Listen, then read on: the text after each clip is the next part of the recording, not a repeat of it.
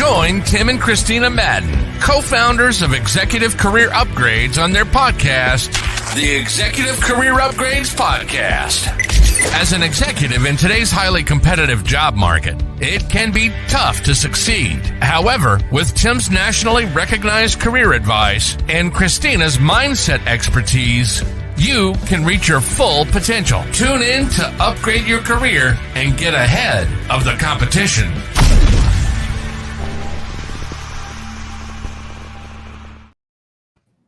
All right, we are live, Christina. Welcome, everyone, to the Executive Career Upgrades Podcast. Hey, I'm one of the hosts, Tim Madden. We have the beautiful Christina Madden. Hey, if you don't know us, we help those become more successful in corporate America, right? Whether most of the time it's finding that next high-level opportunity, right, at the director, VP, or executive realm. And hey, we go live each week inside the Executive Career Network on Facebook. Check us out, 12,000 directors, VPs, and executives from across the country inside that group. We'd love to have you. Hey, if you're watching the ECN, say hi. We are monitoring all the comments. And then, of course, to our friends over on LinkedIn and YouTube, and then to Spotify, iTunes, and everywhere else on the internet. Hey, before we get started, as always, if you get anything valuable from this segment, hey, share this with a friend. Share this with a friend. It could be just what they need to move in the right direction, right, of finding a job they love. And if you are in a search or approaching a search, you need to do two things. Number one, you need to head on over to Amazon and get my new book, which is an Amazon bestseller, Discipline Equals Dream Job, filled with just a tremendous amount of tactics and strategies to aid you in your executive search. Or if you feel like you need potentially a little more additional support, go on over to execupgrades.com/podcast. You can schedule a call and we can see if we can help you with a career upgrade. So excellent. Christina, we are on episode 99. What? 99. I can't believe it. We're coming up on 100. We have something very special planned for you guys on that podcast. We'll be throwing a little party, so be on the lookout for that. It's crazy. Excellent. And hey, just a reminder, it is the beautiful Christina's Madden birthday next week. So we are skipping next week's so we could ultra prepare for episode 100 that you're not going to want to miss 2 weeks from today. So without further ado, Christina, let's jump into today's topic, right? Strategies for navigating, right? Like executive searches during sometimes recessions or reduction in forces, right? Do you want to get us started, Christina? Sure. We were about to kick this off and I'm like, wait, is it a recession? Like, are we actually in a recession? I don't know if that's been officially like proclaimed out in the world, but I do know there is a very, strong narrative right now around this. And I know there's a lot of fear around this, which can be very, defeating. So let's kick this off though by me, you guys, I'm only in my late 30s. I'm probably half the age of most of our listeners right now. So you're probably thinking she's not qualified to talk about this, but we've been here before, right? We've been in down economic circumstances before. We've been in uncertainty before. And I think it's so easy to forget sometimes that this isn't the first time that it's happened, And so we have to check ourselves and check the way we think about this and the way we think about opportunity. So if you're really scared and you're really anxious about this, the best thing you can do is plan and be on a podcast like this and get yourself, prepared for whatever you think this worst. So step one's being completed right now, right? The first step is, guess what? You've already started.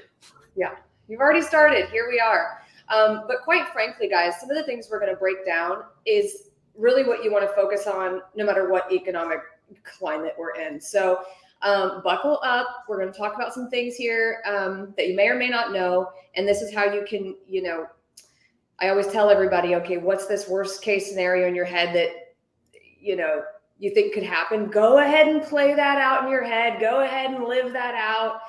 And then let's plan for it. So, because it's likely not going to happen, whatever you think this worst case scenario could be, or I certainly hope it doesn't. So, one of the things that we talk a lot about here is picking an industry, not a job. And actually, that's a chapter in a book written by, what's his name, honey? The founder of LinkedIn, or one of the founders, Hoffman. What's his? We're actually on LinkedIn. What is his name? Reid Hoffman, I believe. But he talks about picking an industry, not a job, right? So what I mean by that is looking at your career like you're an investor. So let's go to really hot markets, like, who's hiring right now, who's paying the most right now, where are there great leaders and teams and innovators and people that are ready to pivot and adapt, like inside of what could be uncertain economic times. So that's something to think about, not staying so tied to what you think you have to be doing in what industry. And before I go on, Tim, I can tell maybe you want to comment on that. Yeah, I want to back up for a second. Well, number one, hey, we got a lot of people. So first off, hey, Mr. DeSica, welcome. Good morning. Marie, Deanna, Sean, Mike, Rachel, Broderick, and Adriana, Biswan, Michael, Mark. Hey, good morning, everyone, or good afternoon if you're over here in Florida, and Luther and Kiana and everyone who is listening. So, hey, let's back up a sec. Christine was talking about a little bit of fear, right? So let's talk about doubt. Right? This is what gets most people, by the way. So I wanted to make sure before we go into anything that we kind of recommend to do, know that, hey, doubt always exists. Always. Whether it's you thinking you're going to doubt yourself, which we'll talk about, or other people doubting you. Number one, hey, take it from me. Do not ever doubt yourself or your ability. When you do that, it becomes nearly impossible to land a new job because your subconscious, right, which means below consciousness, means things you're not even aware of. When you are thinking in your head, oh my God, there's so much doubt. What am I going to do? Who's going to hire? When you have these racing thoughts, right, it affects you for much longer unintentionally in your subconscious, right? And then number two, here's what you're also going to face. Everyone you talk to is going to probably have doubt about your career choices, your accomplishments in your career, whether it's a recruiter, a hiring manager, a CEO. We have it happen all the time here at ECU, right? We work with people that have, tremendous accomplishments and achievements that seem to be somewhat minimized by HR teams sometimes, talent acquisition, the loops you're going to go through. So number one, doubt has no room in your career. And the reason I'm telling you this is I want you to prepare for it. That if you ever get let go, something ever goes bad, you're looking for your next opportunity. There's no room for doubt about your ability to perform at the level that you need to. Because here's why. Likely, if you're watching this podcast right now or listening to it, you already have over 20 years of experience, right? So why would you doubt yourself? If you've been a marketer, a sales professional, a tech professional for 20 years, you've already done everything. Make sense? You've already had to hire people. You've had to do everything that you have had to do to reach the level that you're at right now. So, hey, why would you have any doubt?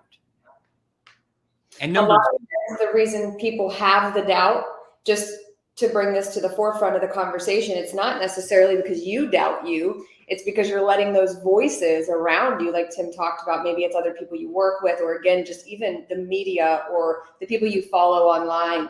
A lot of that can seep in without you really realizing it. We've been talking about Deion Sanders a lot recently. You guys might be a fan of Colorado. And, he says, like, what do I care? Like, I've been doubted since I played Pee Wee football. He's still being doubted right now. So you just have to be careful what other people are saying and let that bounce off of you and work on that inner confidence and that inner voice and get used to doubt. It's not going anywhere. Because so many people struggle with that. So, hey, remember, be prepared. I want you to just visualize going on an interview where you're getting some resistance and someone is challenging you.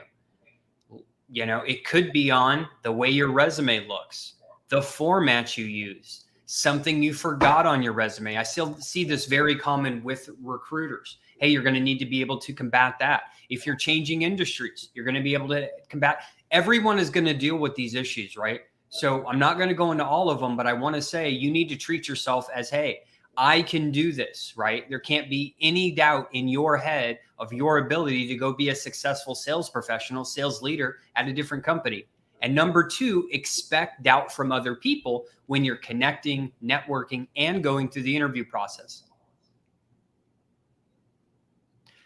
Next, okay? Know this. Good news. There is a process for everything in life. Now, most of you, right, are product people. So you know that there's a philosophy behind go-to-market, strategic plans for how to successfully develop and launch a product and market it. Then some of you are sales leaders who have, hey, I know how to track all the analytics and hire people. Christina will tell you to manage your mind, your thoughts, your emotions. Guess what? There is a process for that too. What else is there process for? How to get in shape, how to lose weight, how to be financially responsible. See how I'm going on and on? So just know that there is a process for everything, as well as landing a new role, in your career. The next topic, that I wanted to hit on. You can work anywhere. Christina said, hey, pick an industry, not a job, right? You can work anywhere. A marketer can work at any company. A sales professional can work at any company. Christina, is there anyone who can't work for another company? No, you can do whatever you want. You literally can do whatever you want. So don't think that, hey, I've only been in manufacturing and I'm a market. Hey, there is marketers, right, at every single company. Because and you can target an entire globe of opportunity. Okay. You don't even have to limit yourself just to American companies. Okay. Can some of you really wrap your mind around that? Okay. So not only do you not have to target just local companies in your greater metropolitan area, but other states all throughout the country, throughout the world. Okay. So you have to work on your belief systems about where you can work, how you access those opportunities. Is it some travel? Is it remote? You might want to go back and watch one of, was it 2 weeks ago, I think, about really getting great at with your online presence. So you can get used to interviewing remotely and all that good stuff. I'm not going to take us down a rabbit hole, but that might help ease some fear and anxiety when you start to understand there's an entire world that we're living in. Okay. We're just teeny tiny little specks of dust of what's going on out there. Yeah. So the other thing is, most people just don't take the time to map out certain things. Okay. And here's what I mean. So many people are like, no one's hiring, or this market's doing bad, or whatever. And they're completely disconnected from the facts. Facts right now. Fact. There are over 5,000 companies in America that do over $100 million in revenue. That a lot of them have positions they're actively searching for right now. Number two, fact. The Inc. 5000 list, which we are so pleasured to be on, a list of the fastest growing companies in the US right now. I assure you, all of those companies are hiring. There's no way you can have exponential growth and not need a lot of people. I think the number one company this year too had something ridiculous, 150,000% growth or something just extremely large. They're currently hiring 600 people right now. So just in those two alone, hey, we definitely have 500 or 5,000 companies that do above $100 million in revenue that definitely need everything that you do. And number two, there's a lot of up and coming companies that will one day be large that have a lot of gaps in their business right now, whether it be from sales, customer care, product development, marketing, process improvement, everything, right? So there's just so much opportunity in the marketplace, but people want to let their mind get the best of them and say things like, who's going to hire me? I can't change industries. No one's hiring, and all of this, when that's just absolutely not true. And I know one of the things that kind of helps you sometimes, or could help you, is when you're dealing with stuff like this in your mind, if you ever have to deal with this, start asking yourself this. Hey, if I was in front of a judge right now and a jury, and they told me that you had to prove without a reasonable doubt that there's just no one's going to hire you, what factual information would you provide them? Or maybe whether it's a career pivot, a new industry, do you have substantial proof? Do you have case studies of other people just like you? Probably not. And so guess what? This is where you want to start thinking about targeting the companies very carefully, right? So you want to research companies that are more likely to weather a potential recession successfully, and look for organizations that have a history, of stability and, their ability to adapt, right? So maybe you guys want to start looking at the Inc. 5000 list. It's yes. that is a great opportunity. And it's not only small, fast growing businesses, there's businesses on there that have just been having exponential growth over the years. So definitely take a look at those organizations as well, because there will always be a tremendous opportunity in the marketplace. Okay. We have people that come to us to say, oh, my market's not doing well. But we're like, think about this. Let's say, I know everyone's on the tech market this year, right? But those same professionals, the product professionals, ops professionals, many companies are still searching for your skills right now. And if you've noticed in the ECU community, I know we have, from everyone going on interviews and getting offers, that everyone's agreeing that the job market is picking up right now across all fronts. So right now is a tremendous opportunity. I think we had a couple questions too. Rajesh, yes, episode 100 coming. Thank you. Thank you. We got another one that says, self-belief is there. However, it's disheartening when when your experience is not valued and undermine the job hunt. Stay strong and shielding those from all bricks. Yep. Most people have a problem. And thank you for sharing that, Mr. Desika. Most people have a problem just exhibiting their value. Due to many factors. Number one, just because they don't believe in themselves, like truly believe. What are some other reasons, Christina, that people get caught up on this? They get caught up on believing that they're not valued in the marketplace. Again, it's those external voices. Okay, lot of that. The other thing too is sometimes they're blaming other people too. They're like, you know, I'm feeling some type of way. I go talk to someone, they have a different view than I do, and they start kind of chucking the blame on that person too, right? And that doesn't get them anywhere either. What is one of the hardest things that we have to do as human beings is take extreme ownership over our own crap, like our own problem. But what's cool about that is then if you know that it's you and that you're the problem, I'm not saying that to Mr. I think Desika. I'm not saying that, you know, that you're not taking responsibility for something, but typically it's really easy to say so-and-so doesn't value me, or, you know, I've been just, it's again, where are the facts, you know, where are the facts? And so, you know, again, it's all about in the way that you're thinking. And we have to take extreme ownership. But what I was getting ready to say is my favorite part about that is if we remind ourselves that we are our own problem, then it's really easy to come up with a solution, because I can control this.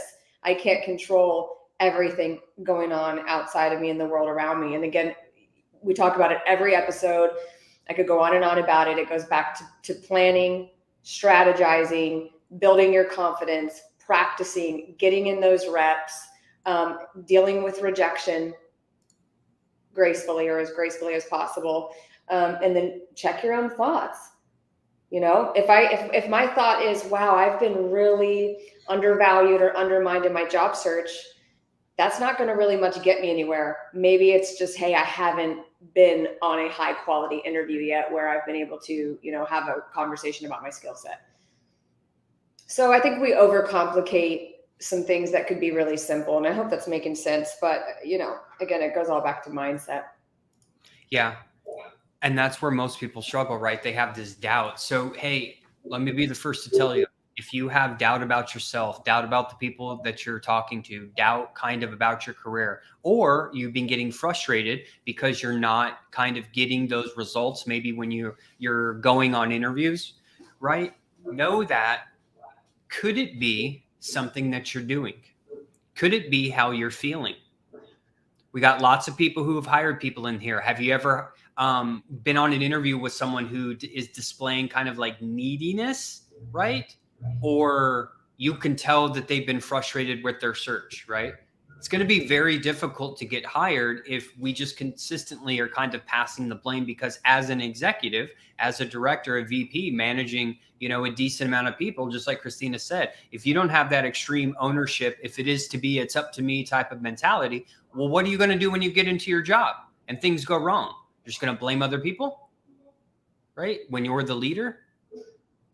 So these are some things to consider. So if you ever have a reduction in force, right, or you need to learn how to navigate the next pivot, let's just kind of recap on a couple of things that we've talked about.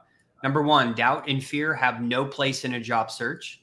Number two, there is a process for everything, a process to target your next role, develop a branded resume, LinkedIn profile, get connected with decision makers, right? Be successful on those interviews and talk about money, right? There's a process for that.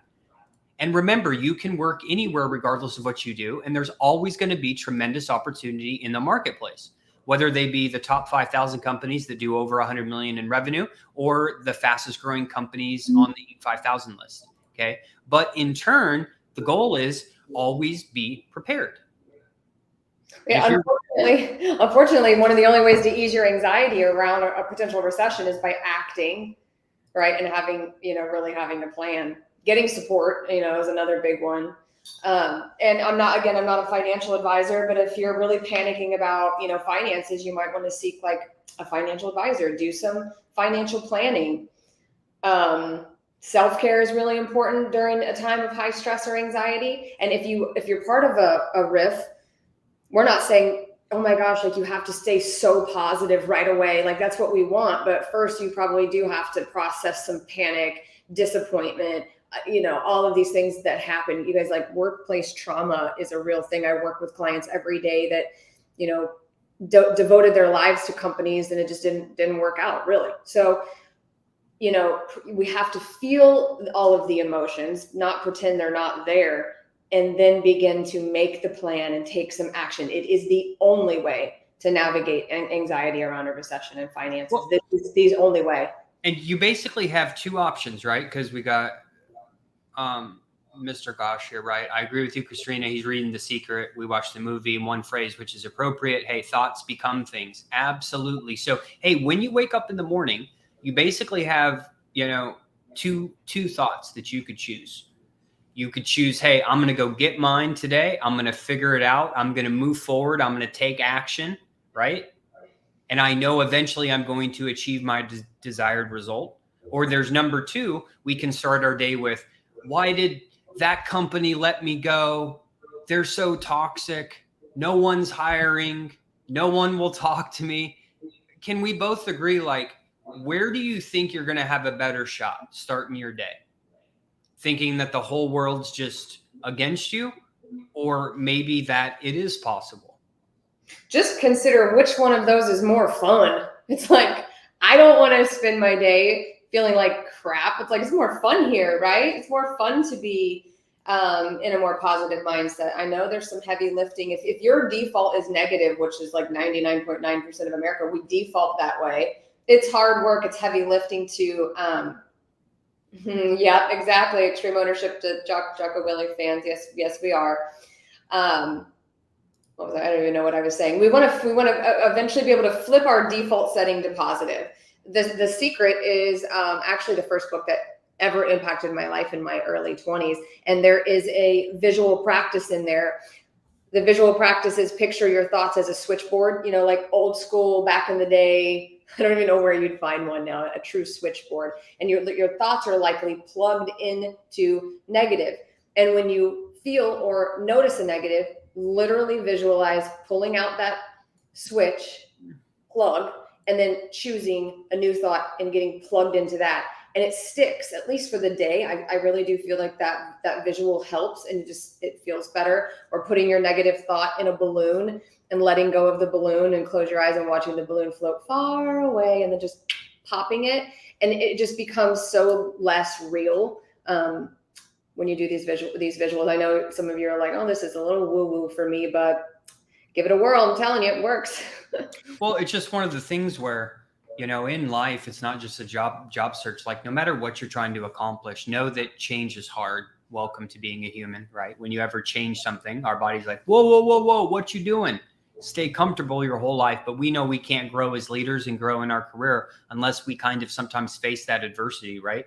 So remember, if you're in one of those areas where you are facing adversity, the two most important things are remove doubt, think positively, especially in the morning. And number two, hey, have a plan. There's a lot of things that go into career search. Now, as we're talking about navigating and preparing, we never know what's going to happen. But I tell you what, I'd like to be prepared. I don't know about you. So if you're not in a job search right now, highly recommend, hey, Get your resume updated. Stay in contact with your network. Keep up with what's going on in your industry at a minimum. That's what you need to do so that this doesn't blindside you and you're like 99% of the people we talk to that just aren't prepared, right? Don't know what they want to do next. Documents aren't done. They don't really have a network. They've never engaged with it. And they've been in corporate America for 20 years. Guys, if that's you, that's the biggest no-go you can have in your career, right? So always be prepared. You never know what's going to happen. Okay. So, and no one's looking out for you except you, right? You need to look out for your significant other, if you have one, and your family. So make sure the career we take for granted a lot, and we think we're going to work at the same company for 20 years.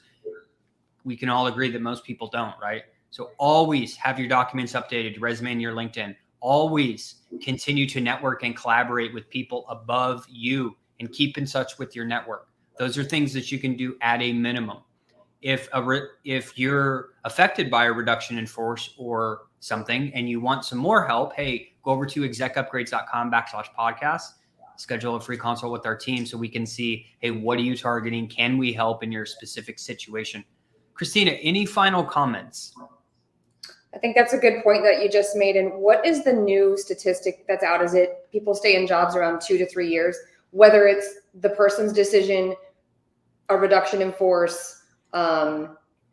it's only 2 to 3 years. So you want to be prepared for this regardless, just like Tim is saying, and it's not necessarily a bad thing. It could even just be because you've capped your earnings at a company. So you always want to have a strategy that can serve you throughout the rest of your career. So try not to get too hung up on the recession narrative, you guys, because this boils down to just a skill set that you need to have in your life and career. So thanks for joining us today, and we will talk to you next week. Not next week, the week after. 2 weeks. Bye. Bye.